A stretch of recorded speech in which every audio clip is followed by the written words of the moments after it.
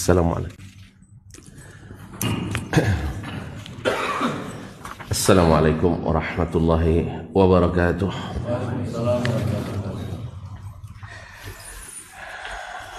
Innal hamdalillah nahmaduhu wa nasta'inuhu wa nastahdihi wa nastaghfiruhu wa natubu ilayh wa na'udzu billahi min shururi anfusina wa sayyiati a'malina man yahdihillahu fala mudilla lahu wa man yudlil fala hadiya lahu.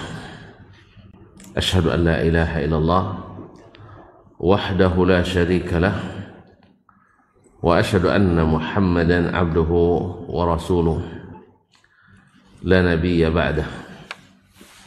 Ya ayyuhalladzina amanu taqullaha haqqa tuqatih wa la tamutunna illa wa antum muslimun.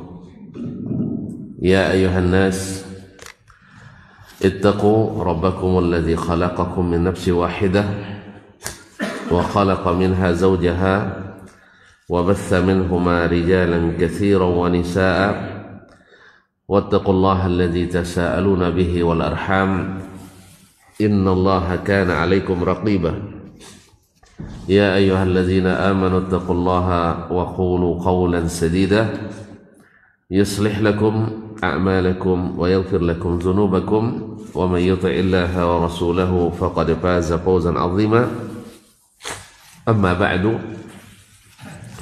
فإن أصدق الحديث كتاب الله وخير الهدي هدي محمد صلى الله عليه وسلم وشر الأمور محدثاتها وكل محدثة بدعة وكل بدعة ضلالة. Kaum muslimin kaum muslimat, hadirin hadirat wal musyahidin wal musyahidat, bapak dan ibu, saudara-saudari yang hadir ataupun yang menyaksikan, yang besar tak dipanggil gelar, yang tak bergelar tak panggil nama, ulama, ini mama jadi pandai, tokoh adat, tokoh masyarakat, hadirin hadirat wal musyahidin musyahidat yang saya muliakan, yang saya hormati, yang saya cintai. Alhamdulillah, subuh ini hujan teduh. Tadi masih sampai jam 4 masih hujan ya, Masya Allah. Alhamdulillah. Mudah-mudahan jadi hujan buah manfaat. Allahumma sayyiban nafi'ah. Kita bisa kembali melanjutkan mengaji bersama Imam Asy-Syafi'i rahimahullah melalui kitabnya Ar-Risalah ini. Rasanya kalau tidak ngaji tidak ini Pak ya, kurang seru, Masya Allah. Nah, mudah-mudahan kita senantiasa bersyukur kepadanya dan selalu merasakan besar nikmat yang diberikannya. Semoga semakin hari semakin bertambah pula nikmat yang kita nikmati. Salawat dan salam kepada baginda Nabi alaihi salatu wassalam yang sentiasa menghasung kita untuk berada di majelis-majelis seperti ini. Dijanjikan berbagai keutamaan, kelebihan, mudah-mudahan juga menjadi penambah catatan pahala kita, amin, dan penghapus dosa kita. Ma'asyar kiram, masih melanjutkan bab tentang ikhtilaful hadis, karena Imam Asy-Syafi'i rahimahullah termasuk pencetus ilmu ini, ilmu ikhtilaful hadis. Berkata beliau fi ghuslil jumu'ah, atau tentang hukum mandi hari Jumat. Kita pas hari Jumat pula hari ini ya. Nah, faqala, lalu sang penanya berkata, fazkur wujuhan minal ahaditsil mukhtalifah inda ba'dhin nasi aidan. Sebutkan pula berbagai bentuk atau berbagai aspek hadis-hadis yang mukhtalif, yang kontradiktif secara zahir inda ba'dhin nasi aidan, menurut sebagian orang atau sebagian di kalangan sebagian masyarakat. Walaupun Imam Asy-Syafi'i menyebutkan bahwa hadis-hadis itu inda ahlil ilmi bihi wadihatun bayyinah. Bahwa hadis itu kalau menurut ahlinya para ulama tidak ada yang mukhtalif, semuanya wadihah, jelas, wa bayyinah, terang. Tapi inda ba'dhin nas, menurut sebagian itu mukhtalif, sehingga lahirlah ilmu mukhtaliful hadis ini. Ma'asyal kiram dirahmati Allah, dia menjadi suatu ilmu karena orang-orang yang dalam hatinya ada penyakit, kaum munafiqin, az-zanadiqah, sengaja ingin menjatuhkan syariat Islam ini dengan melahirkan hadis-hadis mukhtalif ini. Bagi yang tidak berilmu, akhirnya mereka tidak bisa menjawab, akhirnya menimbulkan keraguan.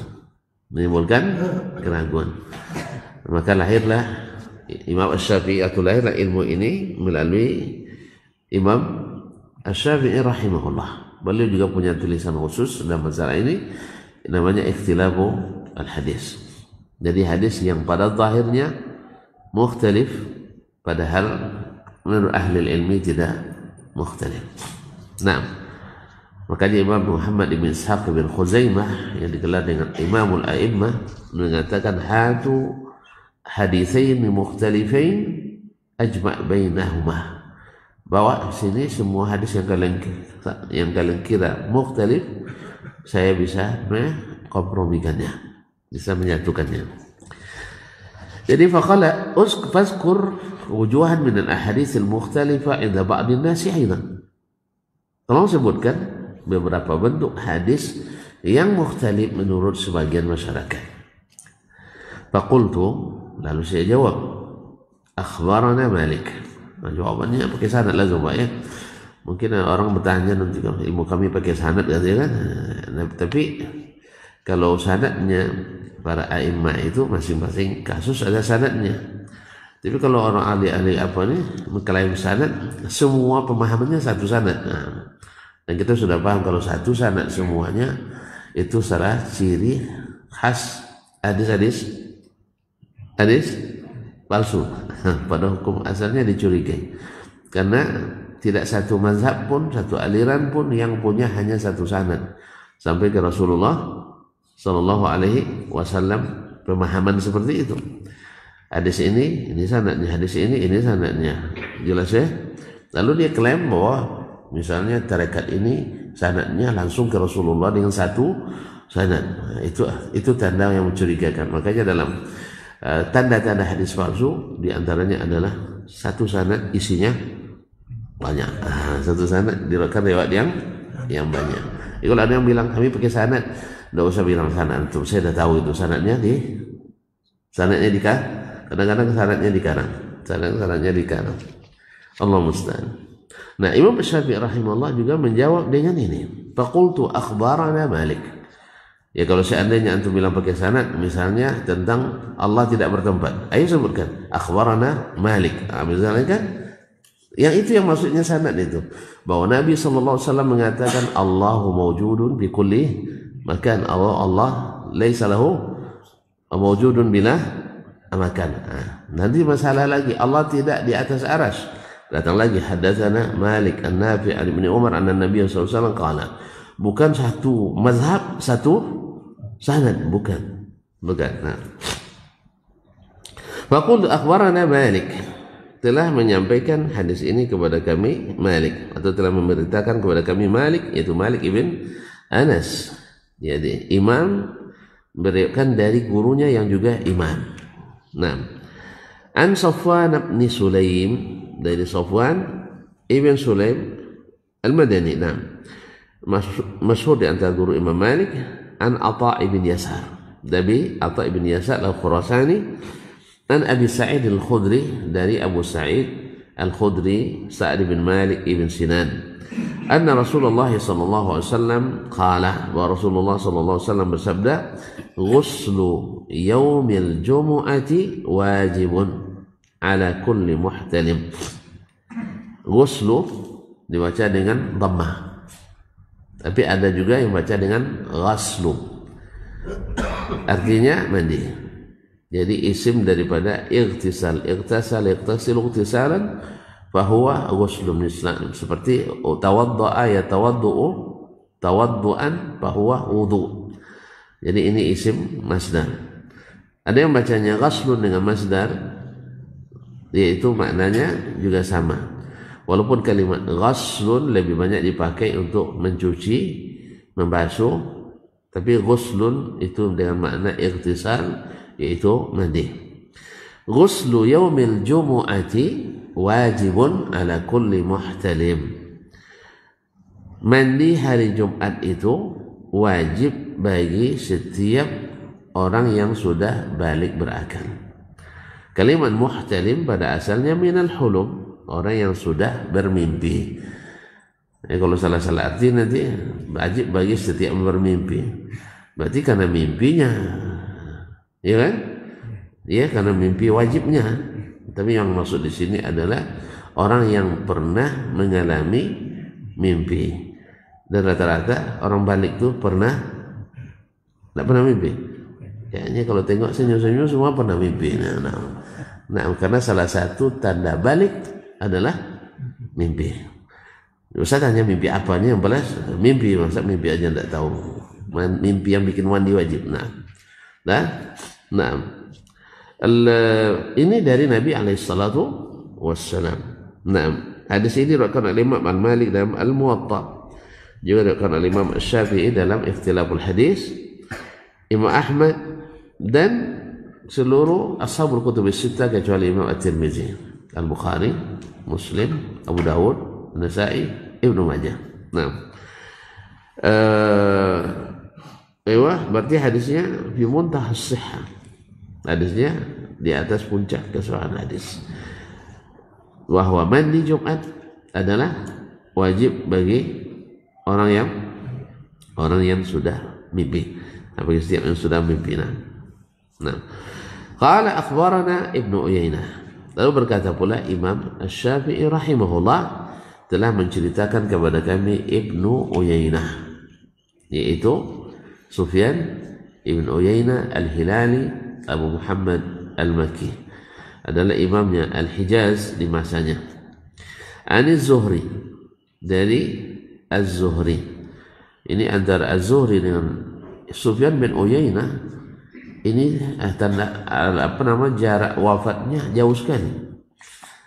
Yaitu Sufyan bin Uyainah hidup setelah Zuhri lebih kurang 198 dikurang 124. Lambat ngitungnya, 64 tahun.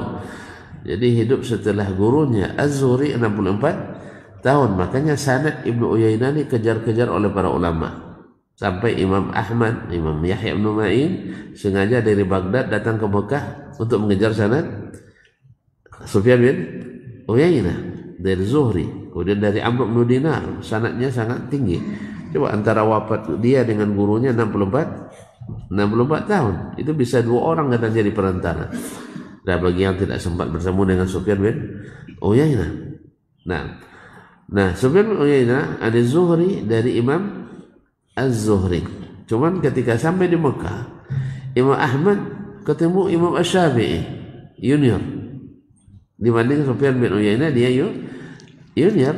Nah, tetapi karena ilmunya yang begitu mendalam, fikihnya, Imam Ahmad memilih tinggal atau duduk bersama Imam Asy-Syafi'i dan meninggalkan majelis Sufyan bin Uyainah. Dengan catatan karena beliau sudah sering juga mendengar Sufyan bin Uyainah, bukan pertama kali. Kemudian Syafi'i ini pertama kali, maka kalau tidak didengarkan rugi. Nah, kalau sanad tak dapat dengan sanad yang ali, sanad yang perantaranya sedikit, bisa ambil dari murid Sufyan bin Uyainah. Tapi kalau seandainya fikihnya Syafi'i tidak didapat, maka mungkin tak didapat selamanya. Nah, ada Zuhri dari Imam Az-Zuhri, yaitu Muhammad ibn Muslim ibn Ubaidillah bin Abdullah ibn Syihab, dikenal dengan Ibnu Syihab Az-Zuhri, orang yang pertama kali mengumpulkan hadis secara besar-besaran atas perintah Amirul Mukminin Umar bin Abdul Aziz. Nah, an Salim, dari Salim, yaitu Salim bin Abdullah ibn Umar. Salim ibn Abdullah ibn Umar. Disebut salah satu dari 7 fuqaha Madinah di masa tabi'in. Coba lihat ini faqih, bukan dari faqih, dari faqih. Ini sanad dicari orang. Ya. Jadi Sufyan Uyainah faqih, ahli fikih. Az-Zuhri faqih, ahli fikih. Kemudian Salim juga faqih, di antara ulama fikih. Abdullah bin Umar faqih. Ini musalsal bil fuqaha. Di sana seperti ini, khusus lagi mengenai masalah hukum, maka sangat dipegang oleh para ulama hadis. Ya, di samping fikihnya dia imam di hadis dan juga imam di fikih. Nah, dari bapaknya Abdullah ibn Umar bin Khattab Al-Adawi Abu Abdurrahman. Nah, anna Nabi sallallahu alaihi wasallam, bahwa Nabi sallallahu alaihi wasallam bersabda, man jaa minkumul jum'ata falyaghtasil. Siapa yang datang di antara kalian, siapa yang pergi sholat Jumat di antara kalian, mesti mandi. Hendaklah dia mandi. Berarti ada yang tidak datang, ada yang sakit. Yang sakit atau yang haid? Yang sakit atau yang haid? Kan tak Jumatnya. Tak tahu Pak ya? Nah, tak tahu. Yang sakit boleh tak pergi Jumat, yang haid? Tidak baik. Nah, yang haid tak boleh. Tak boleh ya, bukan tak wajib lah, tak boleh pergi. Nah. Jadi kalau ada yang tak pergi Jumat berarti berarti masuk golongan yang haid. Nah, berarti sudah 2 hadis mewajibkan sholat, mewajibkan mandi di hari Jumat. Ini yang pertama. Qala Syafi'i, fakana qawlu Rasulillah sallallahu alaihi wasallam fi ghuslu yaumil jum'ati wajibun wa amruhu bil ghusli, dan maka perkataan Rasulullah sallallahu alaihi wasallam, ghuslu yaumil jum'ati wajib, nah, yaitu mandinya hari Jumat itu wajib. Wa amruhu bil ghusli, dan tambah perintahnya untuk mandi. Yahtamilu ma'nayaini. Yahtamilu ma'nayaini. Berkemungkinan mengandung 2 makna, atau bisa diartikan dengan 2 makna. Al-zahiru minhuma annahu wajib. Kalau dilihat makna zahirnya adalah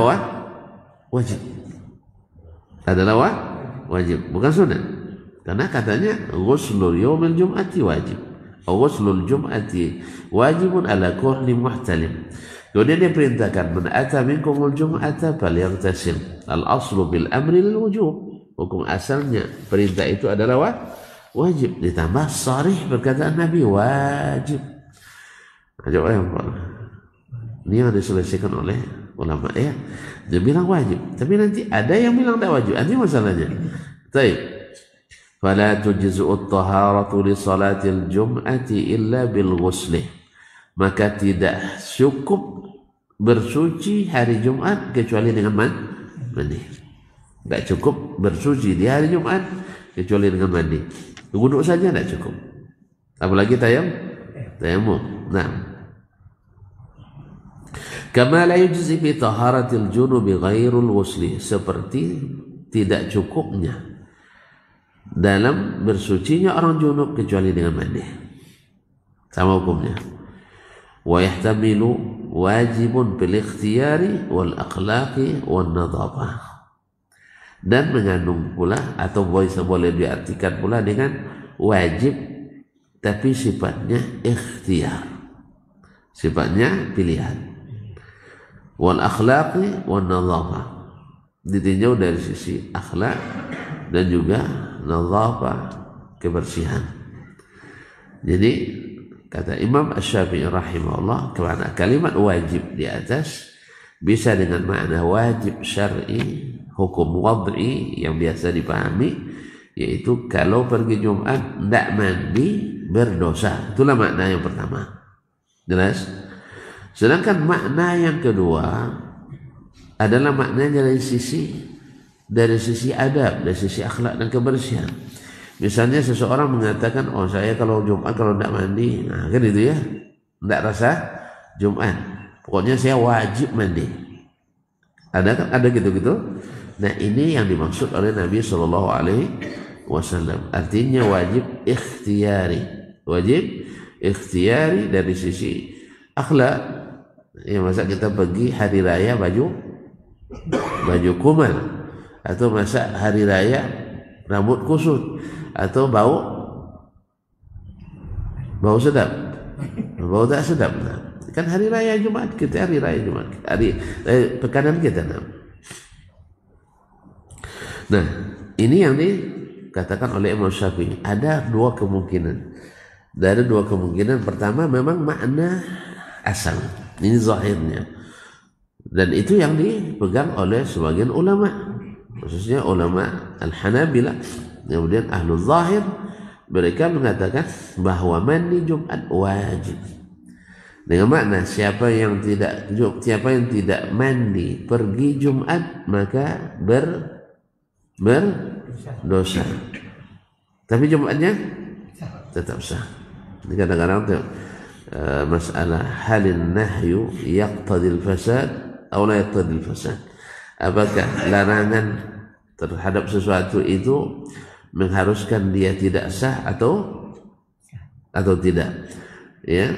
Maka para ulama memperincikan masalah ini. Yang memperincikan masalah ini, misalnya ada larangan salat memakai atau salat di tanah yang diserobot. Misalnya ada tanah yang bukan tanah kita, lalu kita bangun rumah di atasnya atau apapun, lalu itu kan bukan milik kita, maksubah. Boleh tak sholat di atasnya? Tidak boleh, haram.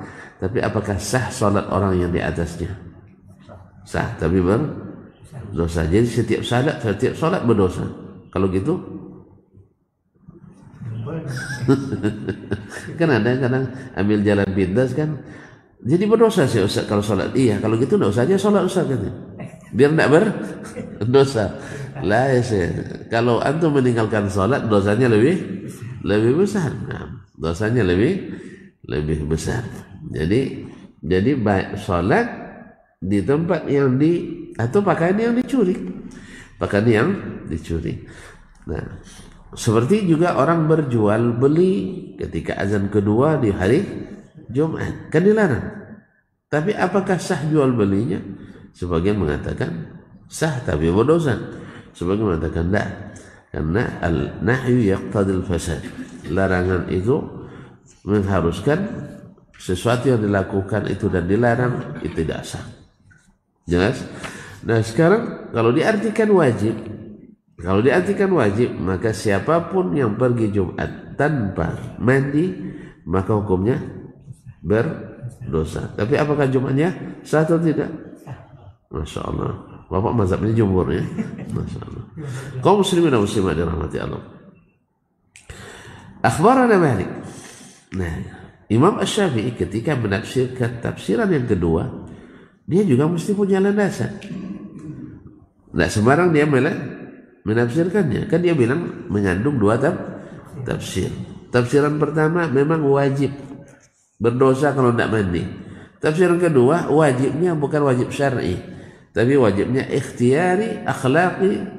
Ada sifatnya adalah dari sisi adab, karena ada adab yang istilahnya adab yang diwajibkan, Nah, qala akhbarana Malik, telah menceritakan kepada kami Malik, sudah pada sanad sebelumnya, Az-Zuhri dari Imam Az-Zuhri, juga sudah disebutkan pada sanad sebelumnya, an Salim dari Salim bin Abdullah bin Umar, yang meriwayatkan hadis tentang perintah Nabi mandi tadi. Nah, qala, dia berkata, dakhala rajulun min ashabin Nabi sallallahu alaihi wasallam yaumal Jum'ah. Seorang laki-laki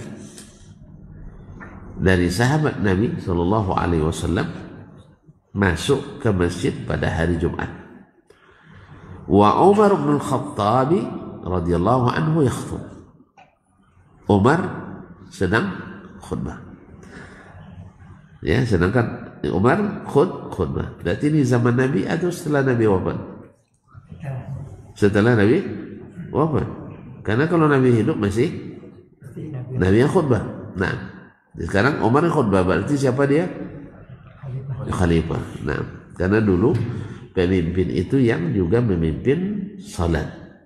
Ya. Karena memang yang menjadi pemimpin dulu adalah ulama. Ulama.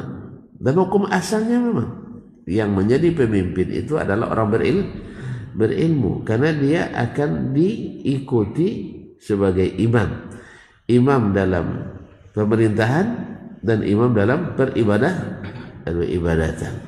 Nah, cuman karena sudah sekuler, kita dipisahkan antara agama dengan pemerintahan dengan kenegaraan, akhirnya lahirlah pemimpin-pemimpin yang tidak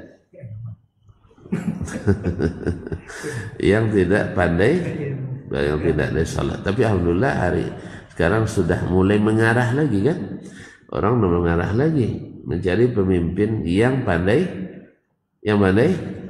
memimpin salat. Karena memang tidak enak kita sebenarnya, masa awak jadi imam padahal imam kita ada di belakang. Alangkah indahnya yang jadi imam adalah memang pemimpin kita. Jelas ya? Sehingga nanti kalau ada yang tidak jemaah akan nampak sama dia tuh. Iya kan? Karena dia selesai jadi imam, assalamualaikum warahmatullahi wabarakatuh, assalamualaikum, dia balik ke belakang. Tapi kalau dia jadi makmum kan mungkin dia periksa. Nah, jadi ketika yang jadi imam dia dilihatnya, Dasman tak nampak mana? Nah, gitu kan? Tengok lagi, Pak Edi mana? Nah, tak ada juga. Akhirnya ketahuan Pak Edi sedang musafir. Misalnya kan, Ustaz Dasman ngajar, mantap uzurnya, sedang ngajar. Nah, berarti tidak sholat sedang ngajar ya. Kalau ngajar tidak.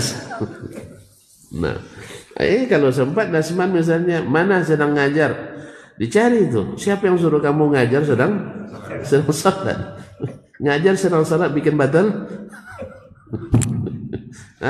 Mengajar sedang sholat bikin batal sholat. Makanya setiap waktu sholat berhenti ngajar biar tidak batal sholatnya. Nah, makanya sebenarnya aturan, nanti dibuatnya aturan setiap yang mengajar waktu sedang sholatnya batal. Oleh sebab itu maka disusunlah jadwal mengajar tidak berbenturan dengan waktu sholat. Ini pentingnya pemimpin yang sholat itu. Tapi kalau pemimpinnya tidak sholat, ya apa? Kalau nak sholat terserah, tidak ada sholat bagus juga aja. Jadi tidak sholat bagus juga. Jadi sampai-sampai ada yang mengatakan sholat itu mengganggu aktivitas kerja. Nah, mungkin tonton pernah dengar saya menceritakan ada dulu seorang manajer dari Indonesia sebelum dapat tawaran kerja di Arab Saudi, di Aramco kan. Dan ini dia sendiri yang menceritakan di statusnya. Saya lupa nama bapak itu, tidak catat juga ya. Diceritakan dulu sebelum berangkat ke Saudi itu saya dapat gambaran orang Saudi itu bongak-bongak, orang Saudi itu malas-malas, orang Saudi itu sombong-sombong dan sebagainya, macam-macam lah. Seperti sekarang juga kan. Juga sekarang kasus Palestina ini masya Allah luar biasa. Dasar raja-raja Arab Saudi pengecut semua katanya. Ya. Jadi yang seperti ini tidak usah dijawab sebenarnya. Seperti dulu Fir'aun bilang Nabi Musa gila, kan tidak gila dia kan. Nah, ya. Jadi artinya masa raja penakut ya. Raja penakut. Menurut antum dia penakut karena antum ingin dia bekerja seperti yang antum inginkan. Sah?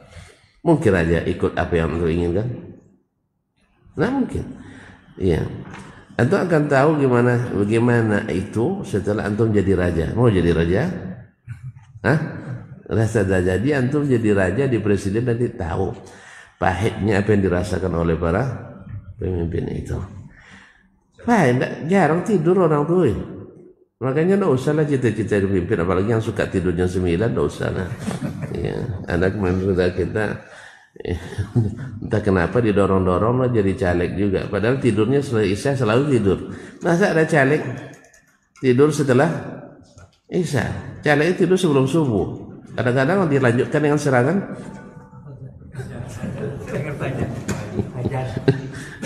Kalau sudah menjadi caleg, kalau nak tidur cepat enggak usah. Nanti orang rapatnya tengah malam. Nanti pengumuman hasil pun tengah. Nanti enggak tahu gitu. Jadi sebelum berangkat dia dapat gambaran yang buruk-buruk saja. Lalu dia berangkat bekerja. Yang pertama dia dapatkan, memang orang Arab tuh intensitas kerjanya rendah. Ya, datang bukan kerja dulu, ngesai dulu, tahu ngesai? Cari teh dulu, minum teh dulu. Lepas itu bekerja. Nanti tak lama masuk waktu salat, dah siap-siap pula pergi ke masjid. Selesai tak selesai kerja, mereka tetap ke masjid salat. Jelas? Habis itu makan siang, habis itu baru kerja lagi.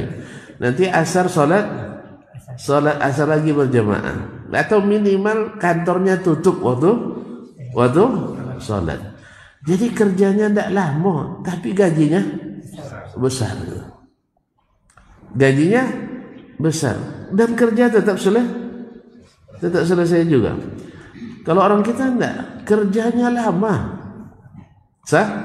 Berangkat ada yang sebelum subuh malah berangkat. Apalagi di kota-kota, Masya Allah, sebelum subuh dia lebih duluan dari gharib ada bangunnya.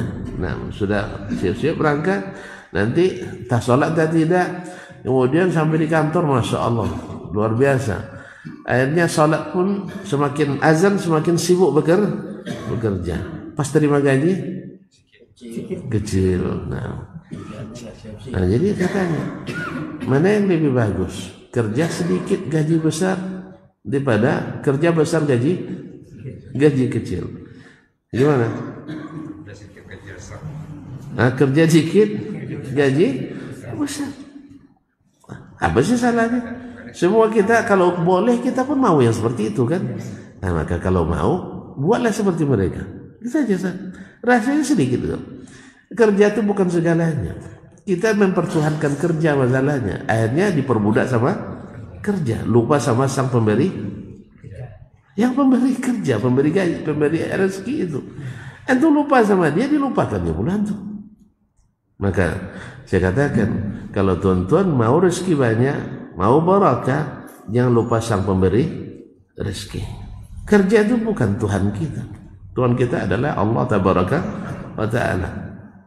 Makanya rumus tergesa-gesa, harus cepat-cepat dalam bekerja. Enggak. Gara-gara kerja kita tinggalkan sholat, gara-gara kerja kita tinggalkan ibadah. Enggak ada rumusnya bagi umat Islam. Makanya akhirnya dari punya gambaran yang tidak baik, akhirnya justru semakin kagum. Subhanallah. Ternyata kalau kita pedulikan Allah, Allah pedulikan kita. Ini rumus ini kan yang jarang masuk di hati kaum muslimin hari ini. Oleh Isa dunia cari dengan cara dunia juga. Itu rumusnya katanya.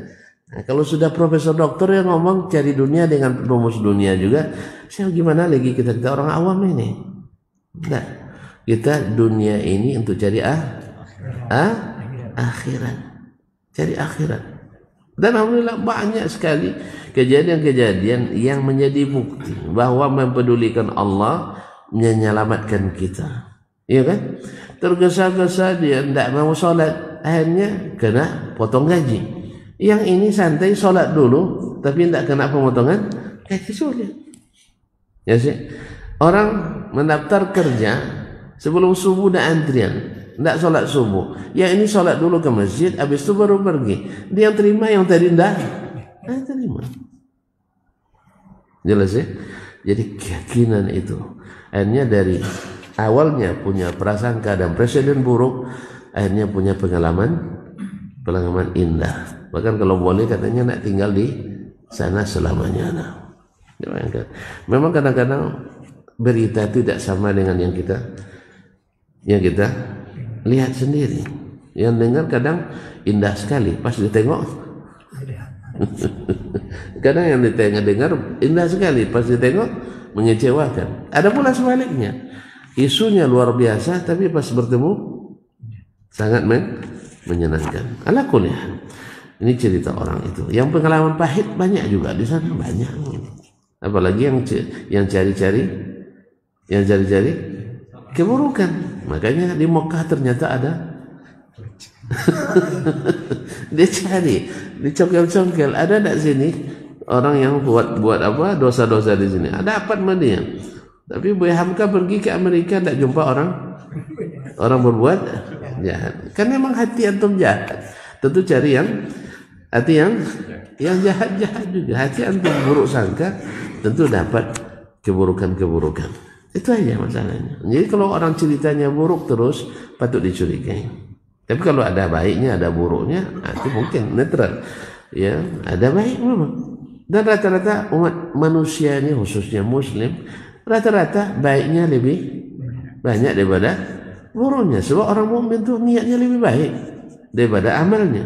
Dia pasti niatnya itu yang baik. Tapi kalau sudah niat busuk, nah itulah hidungnya yang busuk. Ruangan wanginya tapi hidungnya busuk. Sebagaimana cerita mandi di Sungai Kampar itu kan, apa yang bau dikatanya.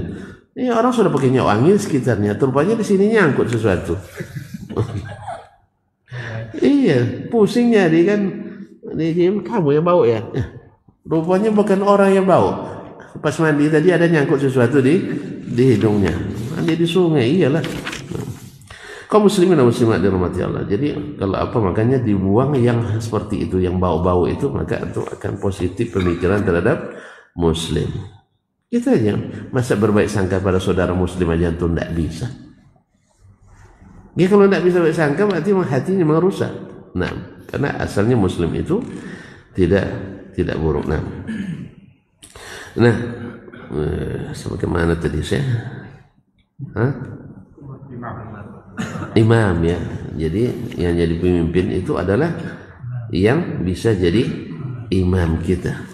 Karena tadi banyak sisi positifnya tadi, banyak sisi positifnya. Semakin kurang kemampuannya, semakin kurang minatnya mendirikan ibadah, maka semakin jauh dia dari taufik Allah Subhanahu wa taala dan semakin renggang dengan rakyat dan masyarakatnya.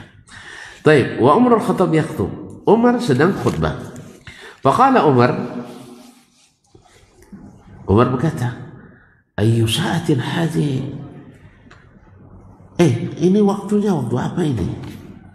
Artinya Umar mengingkari keterlambatannya. Tahu tak tuan-tuan siapa yang terlambat itu? Riwayat setelahnya. Setelah akan menjelaskan, bukan orang biasa. Jadi ikhwan kaum muslimin dan muslimat dirahmati Allah, seseorang yang fadil mungkin melakukan sesuatu yang keliru, tapi tidak dijadikan itu sebagai bahan untuk menjatuhkannya. Dia yang kata Nabi kepadanya, la ma darra Utsman atau la yadurru Utsman ma yaf'alu ba'da al-yawm. Ya, Utsman tersebut namanya.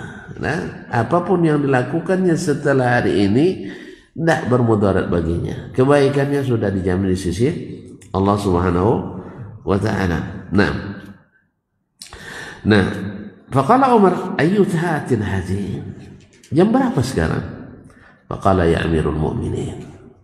Dia jawab, "Ya Amirul Mu'minin." Wahai Amirul Mu'minin. Berarti boleh bercakap. Kenapa? Karena imam khatibnya sedang tidak khutbah sekarang. Khatibnya sedang tidak khutbah. Jadi kalau diajak bicara oleh khatib boleh dijawab. Boleh. Dan itu dijadi juga zaman Nabi SAW. Masuk seorang Arabi, lahir Jumat Nabi sedang khutbah, lalu dia langsung duduk. Kata Nabi SAW, "Shalaita rak'atain?" Kamu salat 2 rakaat atau belum? Katanya, "La ya Rasulullah, qala qum fasalli rak'atain." Berdiri dulu. Jadi kalau diajak oleh khatib jangan kan itu karena kan ilmu itu sampai setengah-setengah, kadang tidak boleh bercakap dah khatib. Oh ya, nanti jadi isu besar pula khatib apa-apa pula diajak bercakap katanya kan. Jadi kalau diajak oleh khatib bercakap boleh dijawab karena dia sedang tidak khutbah sekarang. Jelas? Nah, barakallahu fikum. Nah, jadi ya Amirul Mukminin inqalabtu minas suq. Ya Amirul Mukminin, saya baru pulang dari pasar. Pas sami'tu nida, tiba-tiba saya dengar orang azan. Ya maklum lah yang namanya orang bekerja. Ada kalanya kan ini bukan akhlaknya Utsman seperti ini.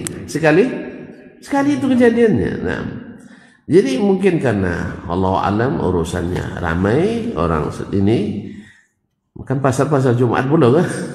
Nah, akhirnya anqalabtu min as-suq, saya baru pulang dari pasar, pas sami'tu nida, tiba-tiba saya dengar azan. Saking ingin segeranya saya ke sini, famazidtu ala tawaddatu, sehingga tidak sempat mandi, hanya berwuduk saja. Faqala Umar, dengan alasannya Umar tambah marah dia. Maka al-wudu aidan, ternyata kamu hanya wuduk saja. Wa qad alimta anna Rasulullah SAW kana ya'muru bil ghusl, padahal Rasulullah SAW memerintahkan mandi. Nah, berarti dalam pandangan Umar wajib. Hah? Nah, dengarkan Imam Syafi'i dulu. Ya, Umar hanya menyampaikan Nabi memerintahkan mandi Jumat. Sah? Tapi apakah dia suruh Utsman pulang? Hah? Berarti wajib apa tidak? Tapi saya sholatnya sah.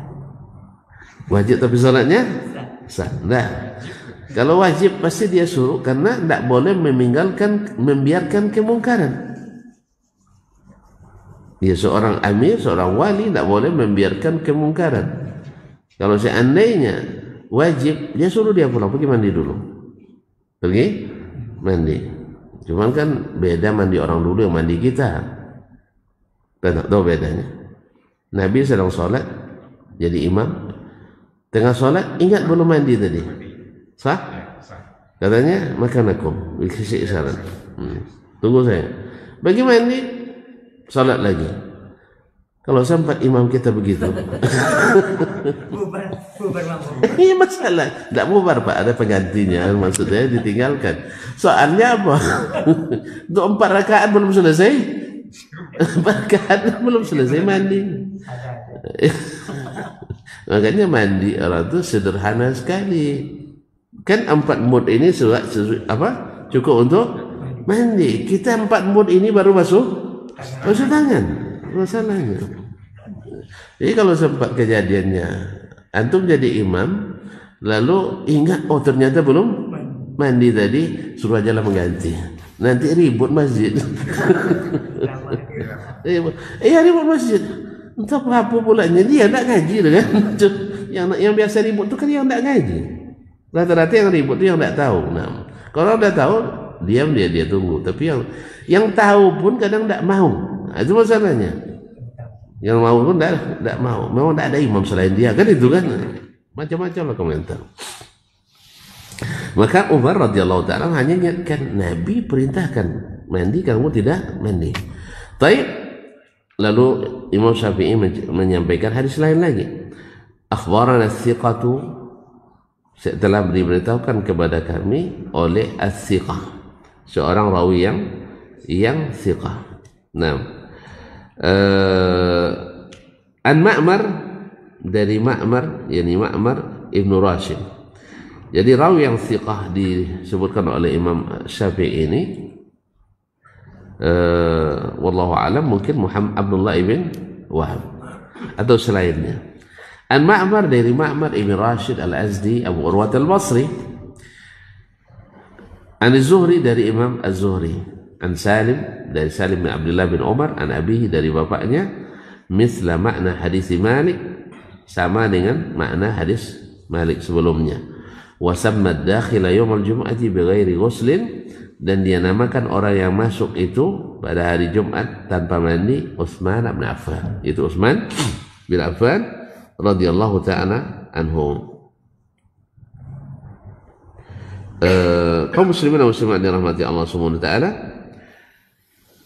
Qala, berkata Imam Syafi'i, falamma hafidha Umar an Rasulillah sallallahu alaihi wasallam annahu kana ya'muru bil ghusl, tatkala Umar menghafal dari Rasulullah sallallahu alaihi wasallam annahu kana ya'muru bil ghusli, bahwa Rasul memerintahkan mandi. Wa alima anna Uthmana qad alima min amri Rasulillah sallallahu alaihi wasallam bil ghusl, dan dia juga tahu bahwa Utsman telah tahu perintah Rasulullah SAW tentang mandi juga. Jadi dua-duanya sudah sama tahu. Thumma zakara Umar li Utsman amran Nabi sallallahu alaihi wasallam bil ghusli. Kemudian Umar mengingatkan Utsman tentang perintah Nabi untuk mandi pergi Jumat. Wa alima Utsmanu bidzalik. Wa alima Utsmanu dzalik, dan Utsman pun tahu itu. Buktinya dia tidak membantah. Sah? Nah, kalau seandainya dia tidak tahu, pasti dia bilang, "Mbak, saya tidak tahu." Kan itu ya, tapi dia bilang tidak. Dia memang katakan itu. Falau zahaba ala mutawahhimin anna Utsman nasi faqad zakarahu Umar qabla as-salati bi nisyanihi. Andainya ada orang yang memberikan solusi, memberikan alibi bahwa Utsman lupa. Maka dijawab oleh Syafi'i, Umar sudah mengingatkannya. Ya, kalau alasannya Utsman tidak mandi itu karena lupa perintah Nabi, kan sudah diingatkan oleh Umar sebelum sholat didirikan. Sebelum sholat didirikan. Falamma lam yatruk Utsmanus salata lil ghusli, tatkala kita dapatkan Utsman tidak meninggalkan sholat karena mandi. Walamma lam ya'murhu Umar bil khuruj lil ghusli, dan kita lihat pula Umar tidak memerintahkan dia keluar dari masjid untuk mandi dulu. Dalla dzalik ala annahuma qad alima anna amra Rasulillah sallallahu alaihi wasallam ala al-ikhtiyar. Ini menjadi dalil bahwasanya keduanya, Umar dan Utsman radhiyallahu anhuma, mengetahui bahwa perintah Rasulullah SAW mandi Jumat itu lil ikhtiyar, yaitu hanya pilihan, la ala alla yujza'a ghairu, bukan maksudnya tidak boleh kecuali mandi. Artinya dalam pemahaman Umar dan Utsman, karena Umar tidak perintahkan Utsman keluar, dan Utsman kalau dibilang dia lupa, setelah diingatkan tentu dia pergi mandi. Ternyata juga tidak lakukan. Maka kita pahami bahwa kedua sahabat yang mulia tersebut radhiyallahu anhuma paham bahwa perintah Nabi mandi itu bukan wajib tapi ikhtiar. Siapa yang mau untuk tampil lebih bagus. Nah, bukan tidak sah salat tanpa mandi. Lianna Umar lam yakun liyada amrahu bil ghusl. Kalau seandainya wajib, Umar tak akan biarkan dia tanpa mandi. Wala Utsman, dan demikian pula Utsman tidak akan meninggalkannya. Iz alimna annahu zakirun li tarkil ghusli, karena dia sudah tahu bahwasanya Nabi dia sudah ingat bahwa dia meninggalkan mandi. Wa amrin Nabi, padahal Nabi memerintahkan bil ghusli, mandi. Nabi SAW memerintahkan mandi. Illa wal ghuslu kama wasafna ala ikhtiyar. Ini tidak lain kecuali bahwa mandi itu seperti yang sudah kita sebutkan tidak wajib tapi adalah pilihan. Jelas? Nah, jadi ikhtiyar, pilihan. Qala wa rawal basriyuna anna Nabiy sallallahu alaihi wasallam qala, dan para ulama Basrah meriwayatkan bahwa Nabi sallallahu alaihi wasallam berkata, man tawadda'a yawmal jumu'ati, barang siapa yang mandi pada hari Jumat, fabiha wa ni'mat, ini lebih baik. Wa man afwan, dan ini sudah baik. Wa man ightasala fal ghuslu afdal, barang siapa yang mandi maka mandi itu lebih afdal. Ini menjadi pemutus perkara di antara kedua hadis tersebut, walaupun hadis tersebut didhaifkan oleh sebagian ulama. Itu hadis Samurah bin Jundub yang dikatakan oleh Imam Ahmad, Abu Dawud, At-Tirmizi dan Nasa'i. Dan Imam At-Tirmizi menghasankannya.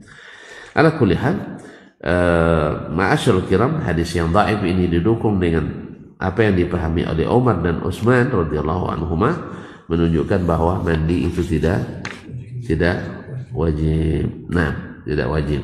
Kemudian diriwayatkan lagi oleh Imam Syafi'i, akhbarana Sufyan, telah menceritakan kepada kami Sufyan, itu Sufyan bin Uyainah, an Yahya, dari Yahya, yakni Yahya ibn Sa'id al-Ansari.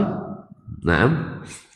An Amrah, dari Amrah, yaitu Amrah binti Abdurrahman ibn Auf, anak Abdurrahman bin Auf. An Aisyah, dari Aisyah radhiyallahu taala anha, qalat, dia berkata, kana an-nasu ummalu anfusihim. Dulu di zaman Nabi itu orang semuanya pekerja. Semuanya bekerja. Artinya seluruh kerjaan itu mereka yang laksanakan langsung. Utsman misalnya berniaga, dia yang urus langsung perniagaannya. Kuntu u'aliju bi nafsi, saya yang kerjakan langsung, makanya berhasil. Kalau wakil-wakil ke orang itulah. Nah, ma'asyarul kiram, ummalu anfusihim, jadi yang di sawah, di ladang mereka kerjakan sendiri, yang di kerja jualan mereka kerjakan sendiri. Nah, wa kanu yaruhuna bihayatihim. Nah, banyak di antara mereka habis kerja langsung pergi ke masjid. Yang pakaian pasar ini bawa ke masjid, yang pakaian ke ladang ke masjid. Nah, falqila lahum, lalu dikatakan kepada mereka, lau tasaltum, andainya kalian mandi itu bayang tuh, yang dari ladang langsung ke masjid. Nah, habis itu yang baru selesai menimbang kota langsung ke masjid, tapi tidak ada kota sana ya. Nah, istilahnya yang kerja di ladang langsung ke masjid, yang sedang dari pasar langsung ke masjid, yang apa lagi kerja, macam-macam pekerjaan, profesi tukang angkat langsung ke masjid, yang bekerja tukang langsung ke masjid. Kira-kira gimana bangun masjid? Jadi nano ya, tapi kalau minyak wangi bercampur tidak ada masalah. Tapi ini minyak keringat, makanya dianjurkan untuk mandi. Nah, tapi kalau kita hari ini barangkali dari pagi mandi sampai Jumatnya tidak ada keringat. Apa sebab nih? Benda nih? Nah, masuk keluar dari rumah sudah di parkirannya ya, di lobi rumahnya, langsung naik mobil. Tidak pula dia nyetir kan, orang nyetir kan, sampai pula di lobi kantor. Tidak ada yang keringat itu, tidak ada sama sekali. Masuk pula langsung ke ruang ber-AC. Nah, begini bau tidak? Nah, insya Allah kalau sehat badannya tidak bau, tapi kalau tidak sehat lain hal. Nah, alhamdulillah. Nah, kaum muslimin dan muslimat dirahmati Allah. Nah, di sini dalam bab ini Imam Syafi'i menyebutkan ada dua hadis atau lebih seolah-olah bertentangan. Satu, perintah Nabi SAW untuk mandi. Dua hadisnya tadi kan. Nah, yang kedua adalah perbuatan sahabat Abu Bakar, Umar dan Utsman. Yang tidak yang tidak mewajibkannya. Maka oleh sebab itu di sini kita paham pula bahwa amalnya sahabat yang masalahnya tidak masuk ijtihad dianggap sebagai hadis marfu, seperti sunnah Nabi alaihi salatu wassalam. Ada tambah lagi, keduanya ini adalah Khulafa ar-Rasyidin. Khulafa ar-Rasyidin adalah sunnah Nabi sallallahu alaihi wasallam. Tapi jangan diikut pula buat-buat seperti mereka. Kalau mereka sudah disahkan oleh Nabi alaihi salatu wasallam. Ini sebagian itulah. Coba Umar bikinnya bid'ah, lalu kita buat pula bid'ah. Enggak. Bid'ah Umar jadi sunnah karena disahkan oleh Nabi sallallahu alaihi wasallam, tapi bid'ah kita dilarang oleh Nabi sallallahu alaihi wasallam. Sebab ketika Nabi ingatkan alaikum bi sunnati wa sunnatil khulafa ar-rasyidin. Jadi jangan ditambah pula yang lain. Jelas? Jelas tak? Karena dilarang melakukan yang tidak dilakukan oleh mereka. Yang ketiga, bahwasanya berbicara khatib dengan makmum atau dengan jemaah sedang khutbah itu dibolehkan kalau ada hajat.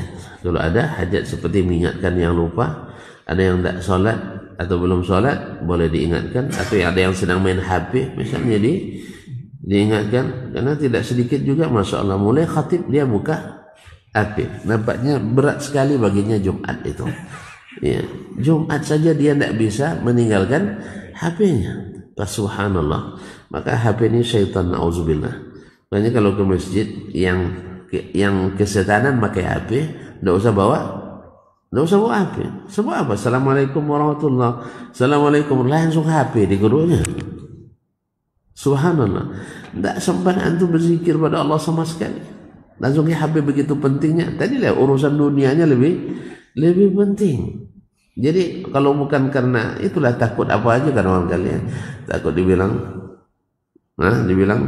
munafik misalnya kan, akhirnya pergi juga Jumat. Padahal Jumatnya nihil nilainya. Oleh sebab itu kalau siapa yang HP-nya jadi hantu bagi dirinya, pas sholat jangan dibawa. Jangan dibawa. Kecuali memang keadaan darurat. Ya kita tinggalkan orang tua yang sedang sakit, anak yang sedang dirawat, itu lain hal. Ya makanya ketika kita lihat nanti baik sangka aja dulu. Ya, baik sangka. Apalagi orang yang selama ini jarang pakai HP di masjid, tiba-tiba selesai langsung dia buka HP, berarti ada masalah yang sedang dia ini kan. Nah, maka bila imam melihat boleh dia ingatkan.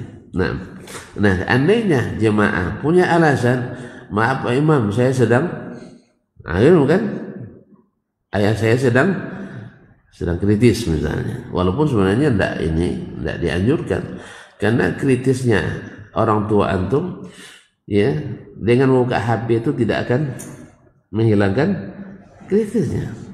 Maka dengan Allah SWT sebentar insyaallah, kecuali memang sedang menguruskan ini dan sebagainya, itu urusan lain. Nah, kaum muslimin kaum muslimat yang dirahmati Allah SWT. Kemudian Utsman radhiyallahu taala anhu bukanlah kebiasaannya terlambat, karena dia adalah di antara orang yang ibadahnya sangat ketat. Tapi karena mungkin kesibukan sehingga dia terlambat hari itu. Akhirnya menjadi riwayat yang diriwayatkan. Dan itu sama sekali tidak merusak reputasi Utsman radhiyallahu taala anhu. Yang kelima, mungkin dari sinilah lahir kebijakan Utsman radhiyallahu anhu, itu karena semakin ramai orang di pasar, maka dia buat hari Jumat azan dua kali. Nah, oleh sebab itu maka sejak di zaman Utsman disyariatkanlah azan dua kali. Mungkin belajar dari kasus itu. Jadi orang dulu kan tidak ada punya alarm, betul? Tidak ada punya jam dinding jam tangan. Jadi tidak ada ingatkan. Kadang-kadang kita ya sudah siap-siap, insyaallah tak ingat tuh seperempat jam lagi akan azan. Habis kita disibukkan mencari barang yang hilang lah. Awalnya nak pergi Jumat cepat atau nak pergi ke masjid cepat, tiba-tiba ada azan baru astagfirullah. Tadi rencananya awak nak azan, ternyata tidak jadi. Karena tadi itu biasa terjadi kaum muslimin. Maka diingatkan dengan azan pertama. Tapi ingat azan pertama itu sebelum masuk waktu. Ya, bukan untuk sholat di antara dua azan. Nah, ini kan. Jadi kalau untuk tujuannya hanya sekedar itu, maka kembali ke asal. Itu amalan Nabi SAW. Ini ada pula sebagian yang entah kenapa tak paham. Bilang tak paham, Ustaz pula kan. Dia bilang katanya ikut salaf, tapi azannya sekali Jumat gitu kan. Padahal Utsman salaf, maka dia azannya dua kali. Terus Nabi Muhammad kan salaf juga, Umar juga salaf. Cuma kalau betul antum nak ikut Utsman, maka azanlah seperti Utsman. Kapan azan pertama? Sebelum masuk waktu, bukan setelah masuk waktu. Nah, ini kan untuk sekedar untuk baca innallaha malaikatahu yusholluna 'alan nabi aja. Jadi kampung kami memang gitu kan. azannya 2 kali tapi sebelum masuk waktu. Sebelum masuk waktu. Setengah jam. Masya Allah. Berarti mantap betul. Belajar dari Utsman betul nih, Masya Allah. Setengah jam sebelum waktu. Supaya orang masih, kalau sudah masuk waktu boleh. Nah, 10 menit pula tidak sampai kadang. Nah, 10 menit tidak sampai. Tapi ala kulli hal, ya kita katakan itu batal juga tidak. Tapi kalau betul nak ikut Utsman, maka waktunya bukan setelah masuk waktu. Karena kalau sudah masuk waktu itu untuk azan untuk khutbah. Baik, barangkali sampai di sini kajian kita pagi ini. Nah, Salah mandi itu, kalau mandi sebelum subuh itu udah termasuk mandi itu sebelum subuh. tergantung niat antum tadi. Kalau antum niatkan subuh tadi mandi untuk mandi Jumat, maka itu sudah cukup. Kalau saya tadi tidak, saya mandi tadi sebelum subuh, sebelum azan lah saya mandi tadi. Tapi mandinya bukan sholat mandi Jumat, karena setelah ini banyak kerjaan yang akan berkeringat. Nah, itu masalahnya. Ya. Iya. Apalagi kalau antum selesai mandi itu saya sekarang tidak pulang-pulang lagi sampai Jumat, dan itu yang paling afdal, itu yang paling utama. Nah, ada di antara ulama yang memang begitu, bukan ulama aja, orang-orang umum pun kita lihat di Masjid Nabawi itu, Masya Allah, sejak subuh sampai Jumat dia tidak beranjak tempat itu. Jangan begini, tentu pertama dia teruskan di mana Masjid Nabawi. Kenapa?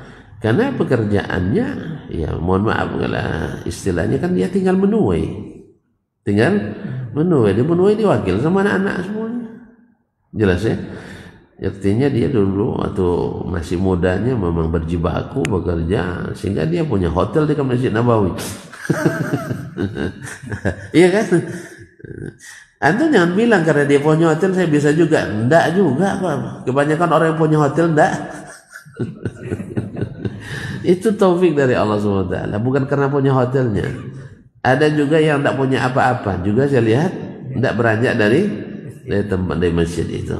Jadi kenapa saya katakan, kan orang beralasan sibuk ngurus bisnis kan itu, ini orang bisnisnya duitnya miliaran rial, ya bisa seperti itu.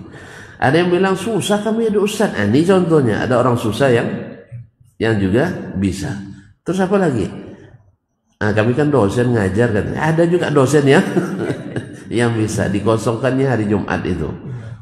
Awal hari Jumat pula yang paling Allah musta'an. Nah, jadi sebenarnya alasan untuk tidak dekat ke rumah Allah tuh sebenarnya banyak yang dibuat. Nah, banyak dibuat. Semuanya bisa dikondisi. Kalau tidak bisa Jumat atau di masjid, yang hari-hari biasa lah cepat kan masjid. Allah musta'an. Yes ya? Ya Pak? Yang pedagang ada juga, yang pejabat apalagi. Nah, karena pejabatnya dulu zaman itu memang imam semua. Allah musta'an. Ya kita berharap juga nanti Allah berikan kita pemimpin-pemimpin yang mengimami kita. Yang khutbah bergoncang dibuatnya. Nah, kita merdekakan Palestina aja kan enak bunyinya. Kalau awak itu akan sebentar tangkap orang. Nah, ya, tapi kalau sudah dia yang bicara, luar biasa itu semangatnya. Sah? Makanya mencari sumbangan di waktu itu mudah. Kalau sekarang kan enggak kan?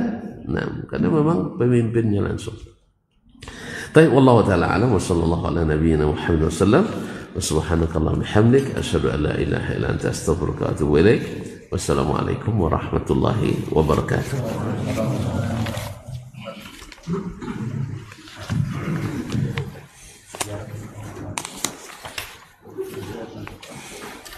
Ya.